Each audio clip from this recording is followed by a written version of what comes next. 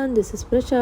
இன்னைக்கு இந்த வீடியோவில் நம்ம வந்து பெப்பர் சிக்கன் ஃப்ரைட் ரைஸோட ரெசிபி தான் பார்க்க போகிறோம். சிக்கன் மேரினேஷன் பார்த்திங்கன்னா 15 to 20 minutes pepper, salt, lemon and egg வச்சு நம்ம வந்து மிக்ஸ் பண்ணியிருக்கோம்.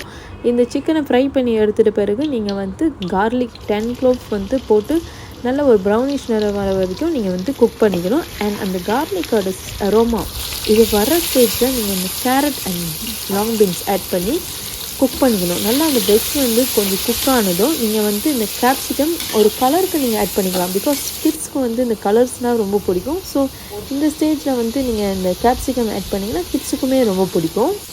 பிறகு வந்து 1 TSP of ginger garlic paste வந்து நம்ம இந்த ரெசிபியில் ஆட் பண்ணுறோம் ஃப்ரெண்ட்ஸ். இந்த வெஜ் வந்து நல்லா குக் ஆகிற வரைக்கும் நீங்கள் வந்து நல்லா மிக்ஸ் பண்ணணும்.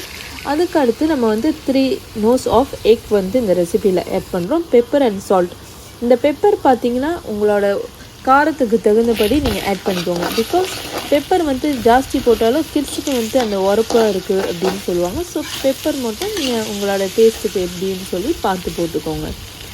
ஃபாலோவிங் தட் நம்ம வந்து ரைஸ் வந்து ஆட் பண்ணுவோம். ரைஸ் நீங்கள் பார்த்தீங்கன்னா நம்ம வந்து பாஸ்மதி ரைஸ் கூட யூஸ் பண்ணலாம். பட் இன்றைக்கி நான் யூஸ் பண்ணது வந்து பச்சரிசி தான். பாஸ்மதி ரைஸ் யூஸ் பண்ணிங்கன்னா இன்னமும் டேஸ்ட்டாக இருக்கும். அண்ட் ஆல்சோ நீங்கள் வந்து ஃப்ரைட் ரைஸ்னு பார்த்தீங்கன்னா 4 to 5 hour முன்னாடியே வந்து இந்த ரைஸ் வந்து குக் பண்ணி வச்சுருங்க.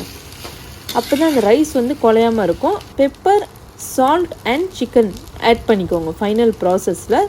அண்ட் டேஸ்ட் செக் பண்ணிட்டு நீங்கள் வந்து கார்னிஷ் பண்ணி சர்வ் பண்ணிடலாம். அண்ட் ஆல்சோ மறக்காமல் எங்கள் சேனலை லைக் பண்ணுங்கள், ஷேர் பண்ணுங்கள், சப்ஸ்கிரைப் பண்ணுங்கள். அண்ட் மறக்காமல் நெக்ஸ்ட் வீடியோ என்ன வேணும்னு கமெண்ட் பண்ணுங்கள்.